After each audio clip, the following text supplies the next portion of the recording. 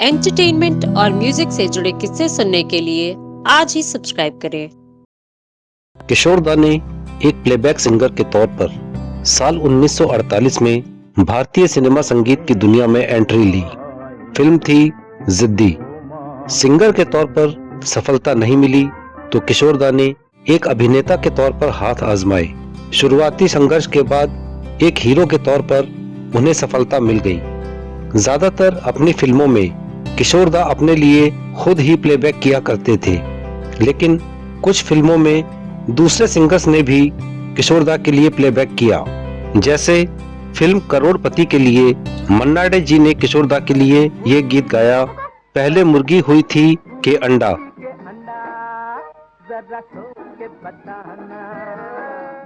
Film अलबेला मस्ताना में महेंद्र कपूर जी ने किशोर दा के लिए प्लेबैक किया।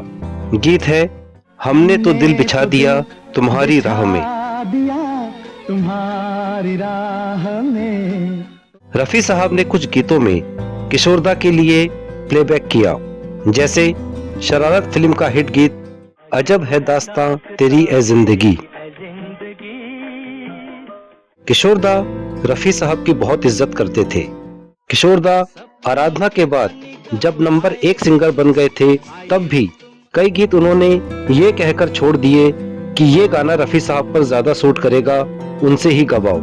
एक सीनियर को जो सम्मान देना चाहिए, किशोर दा ने हमेशा वो सम्मान रफी साहब को दिया।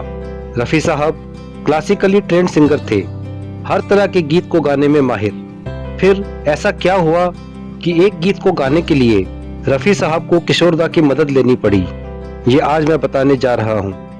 नमस्कार दोस्तों, रेट्रो किशोर के मंच पर आपका स्वागत है। मैं हूँ एलन माइकल किशोर। साल 1962 में रिलीज हुई थी फिल्म रिपोर्टर राजू। इस फिल्म में हीरो थे फिरोज खान जी।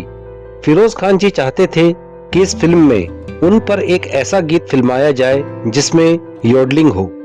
ये वो दौर था जब किशोर दा सिर्फ अपने लिए या देव आनंद साहब के लिए ही गाते थे। ऊपर से फिरोज खान जी चाहते थे कि इस गीत को रफी साहब गाएं। रफी साहब को इस गीत के बारे में बताया गया। रफी साहब कंफर्टेबल नहीं थे योडलिंग को लेकर, लेकिन फिरोज खान जी लगातार रिक्वेस्ट करते रहे कि गीत में योडलिंग रखी जाए।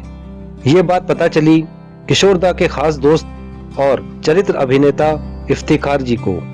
इफ्तिकार जी रफी साहब और एक और कॉमन फ्रेंड के साथ किशोर दा के घर गए। किशोर दा ने सबका स्वागत किया, सब बैठ गए। किशोर दा सबकी शक्लें देखने लगे कि कोई बताए आखिर माजरा क्या है। आखिरकार किशोर दा ही बोले, क्यों बे इफ्तिकार, क्या बात है? फिर रफी साहब की तरफ पलट कर बोले, रफी साहब सब खैरियत तो है? तब किशोर दा को सारी बात बताई गई। पहले तो किशोर दा को यकीन नहीं हुआ।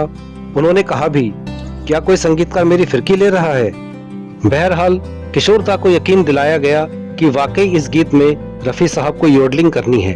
तब किशोर दा ने रफी साहब को गाना गाकर सुनाने को कहा और कहा, जब मैं इशारा करूं तो गाना बंद कर देना। रफी साहब ने गाना शुरू किया और एक जगह किशोर दा ने उन्हें रुकने का इशारा किया। जहां रफी साहब रुके वहां से किशोर दा ने योडलिंग करके सुनाई। इसके बाद किशोर दा ने कहा, रफी साहब मुझे पूरा यकीन है ये आपके लिए कोई मुश्किल काम नहीं है। ऐसा ही हुआ भी। रफी साहब ने ये गीत गाया और खूबसूरती से योडलिंग भी की। फिल्म का नाम तो मैंने शुरू में ही बता दिया था, रिपोर्टर राजू। गीत है गुस्सा फिजूल है हमें कबूल है।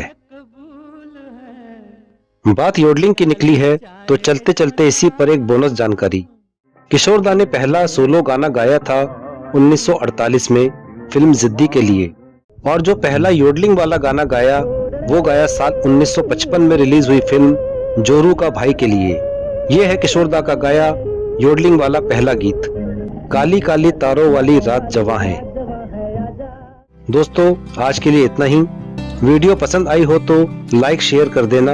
अगर आप रेट्रो किशोर पर नए हैं तो चैनल को सब्सक्राइब जरूर कर लेना। नमस्कार।